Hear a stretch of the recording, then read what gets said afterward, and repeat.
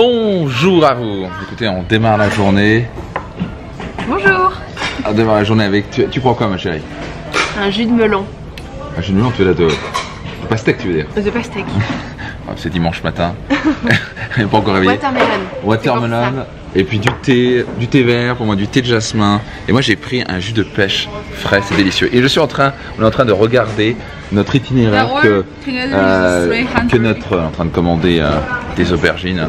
Et que Wild China, notre agent sur place, et on va les remercier 40 fois parce que franchement sans eux ça aurait été impossible. Si vous allez en Chine, vous avez besoin d'un guide, des guides chinois. Et donc nous allons aller dans la région de Yunnan. Et cette région c'est appelé, ça veut dire littéralement le sud des nuages. Et c'est en fait sur le plateau tibétain. Et apparemment c'est une des régions les moins connues de Chine, qui est absolument incroyable. On rentre dans la profondeur de la Chine où il y a des Hui, apparemment, bref, c'est un groupe ethnique musulman avec des chapeaux particuliers, enfin bref.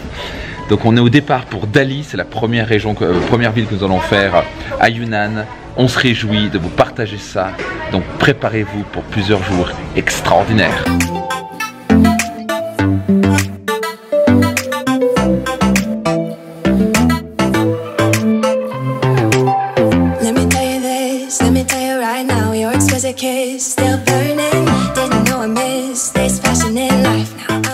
On vient d'arriver à Dali et première impression, qu'est-ce que t'en penses ma chérie? On croirait un autre pays. Franchement les gens ont un visage différent, on les sent plus bronzés, on dirait presque en Mongolie ou quelque part.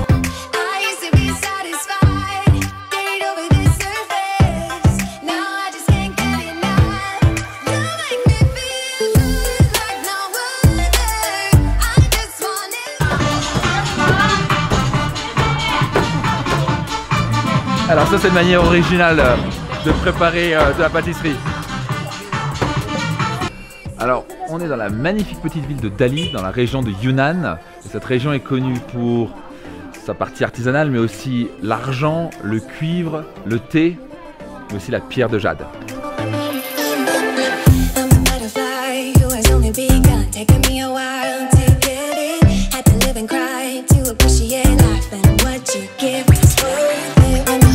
Ok, donc une des premières choses qui nous a marqué quand on est arrivé ici, c'est ce qui nous a été partagé par notre guide Jack, que je vous présente au passage de Wild China.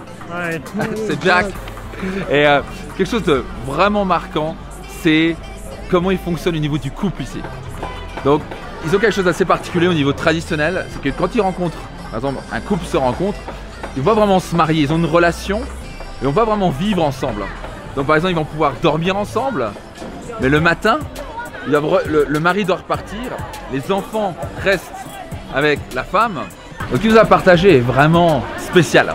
Ils n'ont pas vraiment un mariage dans cette région, mais ils ont un couple. Et typiquement, quand ils se rencontrent, et même s'ils font des enfants, l'homme doit repartir ailleurs, donc ils ont deux maisons séparées. La mère reste avec les enfants, ils peuvent aller faire une balade avec les enfants, ils peuvent s'occuper des enfants, mais ils restent en deux maisons séparées. Donc très étonnant pour nous. Donc je voudrais rebondir là-dessus parce que ça, à quel point la culture a un impact dans notre vie. Donc la culture conditionne notre comportement, notre manière de penser, notre manière d'agir. Et donc pendant des années, moi j'ai grandi forcément dans une culture franco-italienne. Donc j'avais un comportement d'une manière italienne et française. Et à un moment, au fur et à mesure du temps, je commence à faire mon développement personnel et commence à me poser des questions comme: est-ce que je suis le fruit de mes choix ou de ma culture? Parce que votre culture, notre culture a un impact extraordinaire pour le reste de notre vie. Et je pense qu'il y a des bonnes choses dans chaque culture. Mais la question est, est-ce que vous êtes le fruit de vos choix ou de votre culture?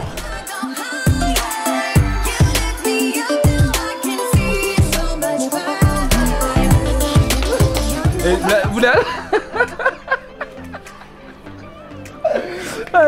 vous voulez attraper un fou rire. Mettez des poissons dans l'eau. Ah non mais franchement ça va au bout d'un moment. En fait, et c'est intéressant, franchement, au bout d'un moment on s'habitue. Au bout d'un moment on s'habitue quoi. Comme quoi tout est une question d'habitude.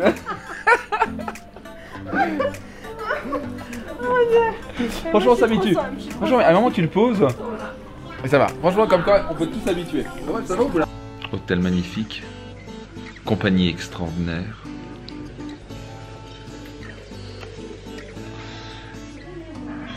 Pas oublier, on travaille un petit peu quand même.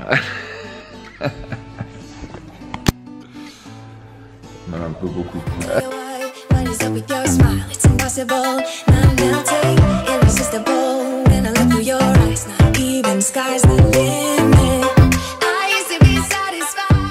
Alors comment crée-t-on une vie de choix?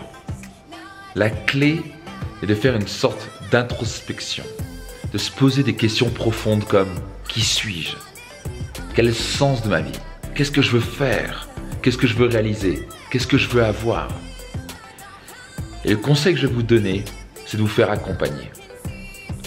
C'est une des raisons pour laquelle je crée mes séminaires, pour que les gens aient un environnement, enfin, pour prendre du temps et se poser ces questions, pour redéfinir leur vie, pour véritablement décider la vie qu'ils veulent et qu'ils veulent choisir, pas la vie qui leur a été imposée. Une fois que vous avez fait cette introspection, c'est là où votre véritable vie démarre.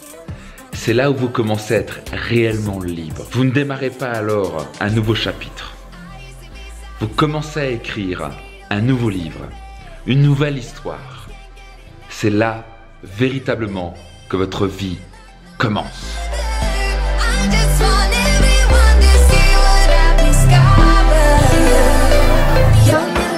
Je viens de finir un délicieux dîner dans ce magnifique hôtel Sky Valley, dans cette ville de Dali. J'espère que vous avez apprécié nos fous rires pendant qu'on se faisait dévorer les pieds par ces petits poissons. Demain, nous allons visiter cette extraordinaire région de Yunnan. Et comme d'habitude, je vais vous transmettre des clés qui m'ont permis de créer plus de bonheur, de réussite, que je transmets régulièrement à des milliers de personnes dans mes séminaires. Donc soyez sûrs d'être présents demain. Si vous avez aimé cette vidéo, appuyez sur le bouton j'aime, partagez-la, abonnez-vous et je vous dis à demain.